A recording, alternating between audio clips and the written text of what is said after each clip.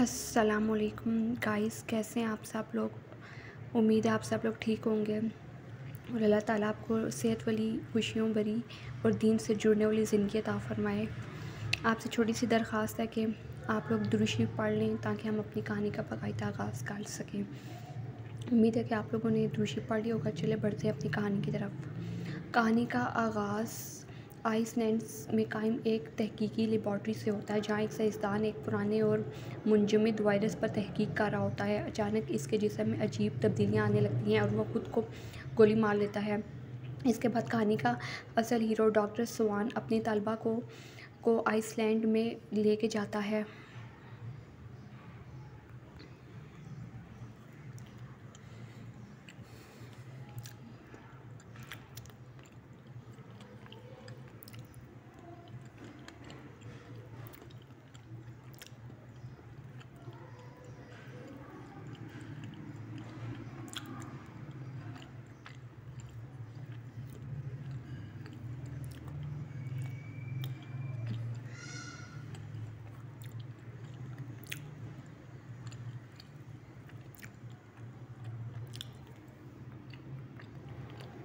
इस कहानी का असल हीरो डॉक्टर स्वान अपनी तलबा को आइसलैंड में पाए जाने वाले एक बर्फ़ में मुंजमद वायरस के बारे में लेक्चर दे रहा होता है। लेक्चर के बाद एक सीनियर डॉक्टर आता है और उसे बताता है कि आइसलैंड वाले साइंसदान से रब्ता मुनक़ता हो गया है और वो मुमकिन है कि इसकी जान को ख़तरा हो। इसलिए वो डॉक्टर स्वान और इसके दोस्त डॉक्टर माइकल को वहाँ भेजते हैं।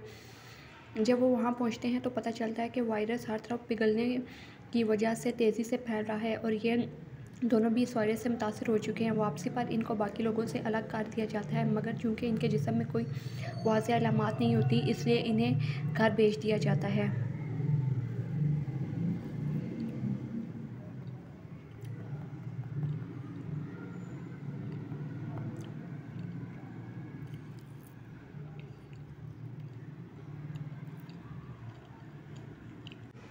डॉक्टर स्वान के साथ जो उनका दोस्त जाता है, वो कुछ दिनों के बाद उसके अंदर वो वायरस की अलामात ज़ाहिर होने लगती हैं।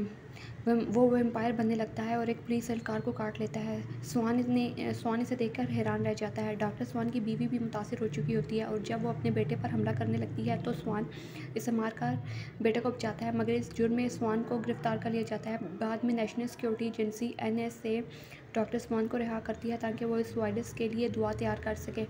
स्वान इस शर्त पर मदद करता है कि इसका बेटा इसके साथ रहेगा।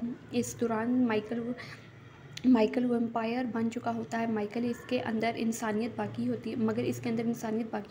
होती है, जैसे कि एक अंधी लड़की की मदद से ज़ाहिर होता है। सच पाने की कोशिश करती है और हर कत्ल का NSA पर इल्ज़ाम माइकल पर डालती है। हर कत्ल का इल्ज़ाम जो है ना, NSA वो माइकल पर डाल रही होती है। एक मौके पर डॉक्टर स्वान को माइकल की गिरफ़्तारी के लिए इस्तेमाल करने की कोशिश की जाती है, मगर स्वान NSA को ख़बरदार कर देता है और माइकल वहाँ से भाग जाता है।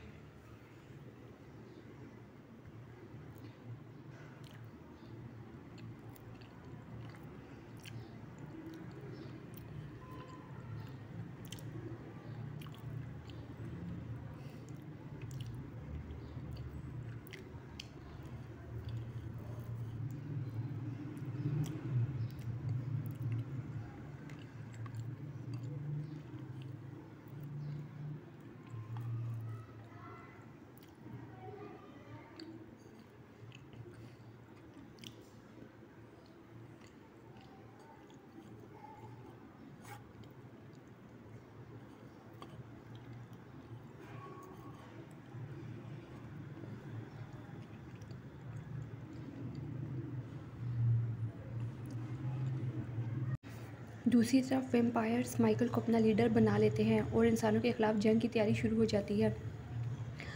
और इधर NSA एक जाली दुआ के ज़रिए वैम्पायर्स को मारने लगती है, जिससे सूरत हाल बिगड़ जाती है।